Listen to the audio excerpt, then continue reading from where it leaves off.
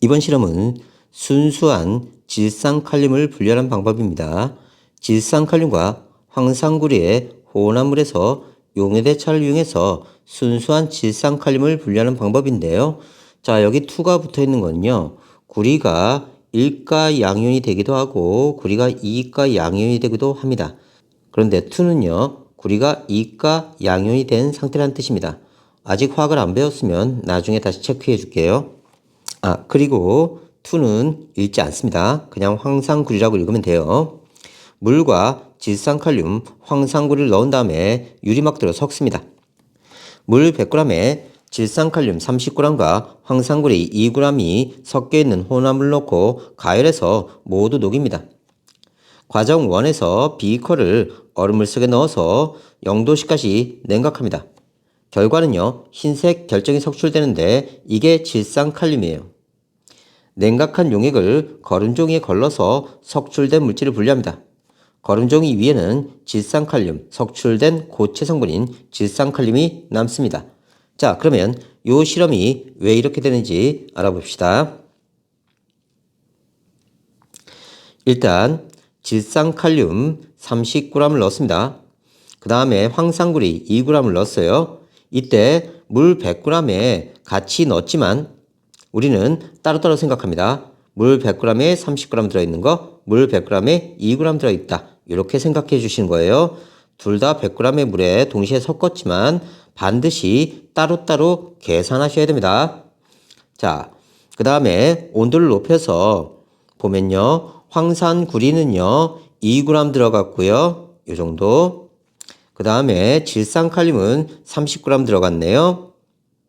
그러면 질산칼륨도 불포화 상태고요. 황산구리도 이만큼 더 녹을 수 있으니까 불포화 상태가 된 겁니다. 다 용해됐다는 뜻이에요.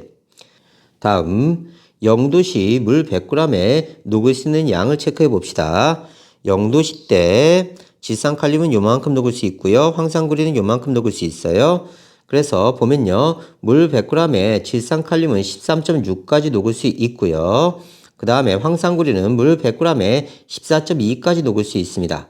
그런데 보면요. 질산칼륨은 30g이나 넣었네요. 그런데 현재 존재할 수 있는 0도씨에서 존재할 수 있는 질산칼륨은 13.6g이야.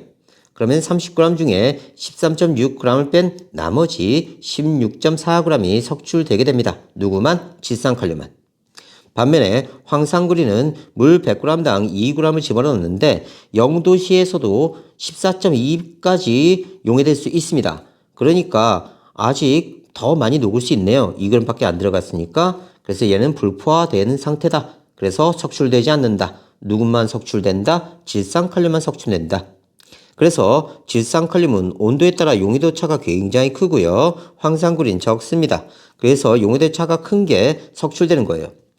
온도에 따른 용해대차가 큰 질산칼륨이 결정으로 석출되게 됩니다. 고체 혼합물, 불순물이 섞여있는 고체 물질을 용매에 녹인 다음 용액의 온도를 낮추면 온도에 따른 용해도 차가 큰 물질이 결정으로 석출되어 분리된다. 잘 기억하세요. 다음 표는 염화 나트륨과 붕산의 용해도를 나타낸 거고요. 80도씨 물 100g에 염화나트륨 15, 붕산 15 섞인 혼합물을 모두 녹인 다음 20도로 냉각했대요. 그러면요. 80도씨에는요. 염화나트륨이 37.9까지 용해될 수 있고요. 붕산은 23.9입니다. 그러면 물 100g에 염화나트륨은요. 15g 용해되어 있는 거고요. 그 다음에 붕산은요. 물 100g에 15g 용해되어 있는 겁니다. 그러니까 둘 다 현재는 불포화예요. 그런데 온도를 20도로 낮추면요. 얘는 염화나트륨은 물 100g에 35.9까지 용해될 수 있고요. 붕산은 물 100g에 5g까지 용해될 수 있습니다. 그러면 얘는 여전히 불포화네요. 석출 일어나지 않고요. 붕산은요. 아까는 15 집어넣었는데 이제 용액 속에 존재할 수 있는 게 5g밖에 안 돼요. 수용액 속에. 그러면 10g 석출돼야 됩니다. 누구만? 붕산만. 다시 그래프로 봅시다. 자, 염화나트륨은 80도씨 때 용해도가 이 정도 되네요. 37.9. 근데 얼마큼 집어넣었다고요? 15 집어넣었다고요. 그러면 염화나트륨이 요만큼까지 더 들어갈 수 있어요. 아직 불포합니다. 반면에 붕산은요, 역시 15g 집어넣었는데 포화가 여기에요. 그러면 요만큼 더 집어넣을 수 있다는 뜻입니다. 이 상태는 불포하기 때문에 석출 안 돼요. 근데 20도까지 낮췄어. 그러면 붕산의 용해도가 5밖에 안 돼요. 근데 아까 15 집어넣었죠. 그러면 용액 속에 존재할 수 있는 건 요만큼인데 요만큼 들어갔으니까 요만큼 석출돼야 됩니다. 그래서 붕산이 19g 석출되는 거예요. 반면에 염화나트륨은요, 아까 15 집어넣었지만 아직도 요만큼까지 용해될 수 있어요. 이만큼 더 들어갈 수 있어. 그래서 염화나트륨은 석출되지 않는다. 자, 다시 정리해 볼게요. 염화나트륨은 물 100g에 15g 녹였습니다. 붕산도 물 100g당 15 녹였어요. 조심할 건 둘 다 물 100g에 넣은 거지만 계산할 때는 따로따로 물을 분리합니다. 자, 80도씨 때 37.9가 용해도니까 15g이면 한참 남았죠. 불포합니다. 얘도 15g 집어넣었는데 23.9까지 용해될 수 있어요. 그러니까 불포합니다. 그런데 20도로 낮추면요, 얘는요 물 100g당 35.9까지 들어가요. 근데 아직 15g밖에 안 넣었죠. 그러니까 불포화 상태입니다. 그래서 얘는 석출 일어나지 않아요. 반면에 붕산은요, 아까 15 집어넣었는데 20도씨의 용해도가 5g밖에 안 돼요. 그럼 용액 속에 존재할 수 있는 게 5g이니까 나머지 10g은 석출돼야 된다. 이렇게 정리할 수 있습니다. 자, 연습 문제를 좀 풀어봅시다. 염화나트륨과 질산나트륨의 용해도를 이렇게 표시해놨어요. 염화나트륨 30g과 질산나트륨 100g이 섞여 있는 혼합물을 60도씨 물 100g에 모두 녹인 다음 0도씨로 냉각했을 때 석출되는 물질의 종류와 질량을 구하시오. 일단 모두 녹였으니까 60도씨에는요 다 불포화 상태입니다. 염화나트륨은 물 100g당 30g 용해된 거고요. 질산나트륨은요 물 100g에 100g 용해된 상태입니다. 60도씨의 용해도를 보면요, 염화나트륨이 37이니까요 현재 30 집어넣었으면 불포화 상태고요. 질산나트륨은요, 자 100g에 100g 용해됐으니까 60도씨 때 123.7까지 들어가요. 불포화 상태입니다. 근데 얘를 0도씨로 냉각했대요. 그러면 염화나트륨 용해도는 35.6이고요. 질산나트륨 용해도는 73입니다. 그러면 얘가 0도씨일 때 용해도가 염화나트륨은 100g에 35.6, 질산나트륨은 100g에 73까지 들어갈 수 있습니다. 그러면 염화나트륨은 처음에 30을 녹였기 때문에 0도씨에서도 불포화 상태예요. 그러면 석출 일어나지 않습니다. 질산나트륨은 100g을 집어넣기 때문에 0도씨가 되면 수용액에 존재할 수 있는 게 73g이에요. 그러면 나머지가 석출돼야 되죠. 그래서 27g 석출돼야 됩니다. 누구만? 질산나트륨만. 됐죠? 염화나트륨 17g과 질산나트륨 45g이 섞여 있는 혼합물을 40도씨 물 50g에 모두 녹인 다음 20도로 냉각할 때 석출되는 물질의 종류와 질량을 구하시오. 그러면 염화나트륨은 40도씨에 모두 용해됐고요. 질산나트륨도 40도씨에 모두 용해됐답니다. 그런데 물을 얼마큼 사용했다고요? 그렇죠. 50 사용했습니다. 각각 분리합니다. 그러면 염화나트륨 17g 용해시켰고요. 질산나트륨 45g 용해시켰습니다.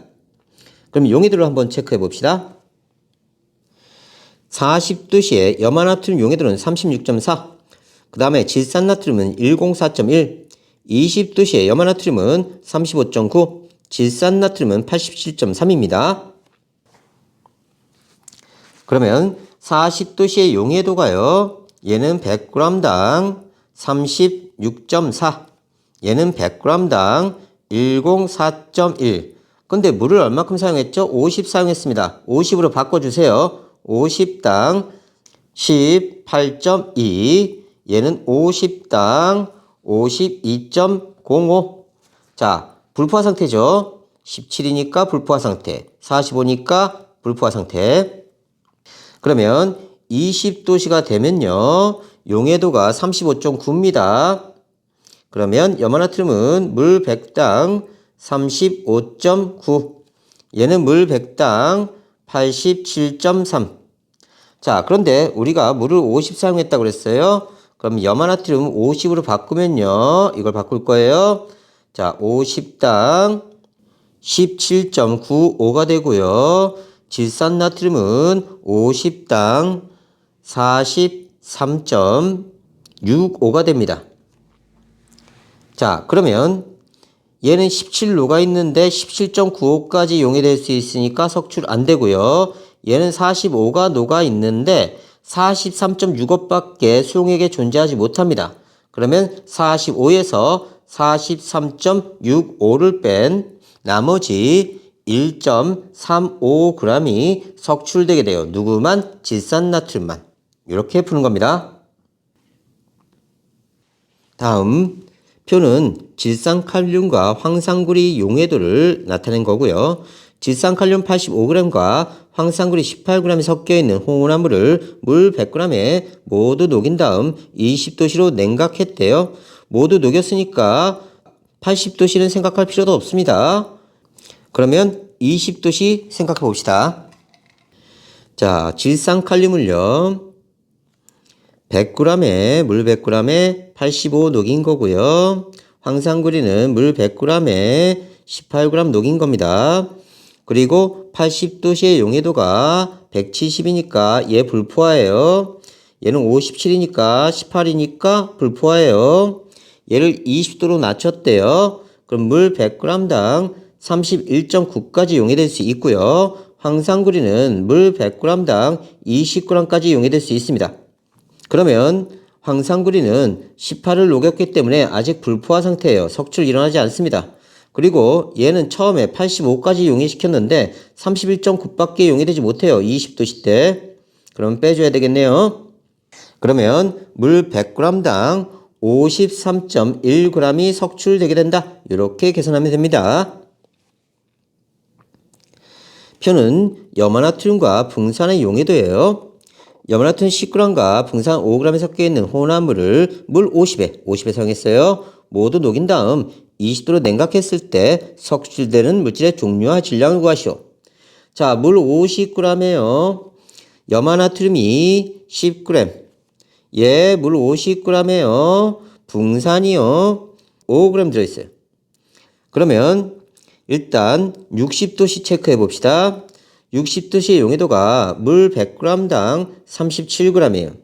그러면 50g당 얼마일까요? 18.5g이에요. 그러면 불포화 상태네요. 자, 붕산도요. 60도씨의 용해도가 100g당 14.8입니다. 분모를 맞춰줘야 돼요. 물 50g당은요. 7.4g까지 들어갈 수 있으니까 역시 불포화입니다. 그런데 얘를 몇 도까지 낮췄다고요? 그렇죠. 25도까지 낮춰줍니다. 그러면 25도에서 물 100g당 용해도가 염화나트륨이 35.9예요.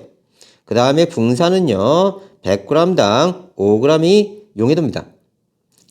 자, 역시 50으로 맞춰줘야죠. 50당 17.95가 되고요. 붕산은 50당 2.5가 돼요. 그런데 얘는 처음에 들어있던 양이 10입니다. 그러면 10인데 17.95까지 용해될 수 있으니까 얘는 석출 안 돼요. 불포화 상태가 됩니다. 얘는 50당 5 집어넣는데요. 2.5밖에 용이 안 돼요. 그러면 5에서 2.5를 뺀 나머지 2.5g이 석출이 일어나게 된다. 이렇게 계산해 주면 됩니다.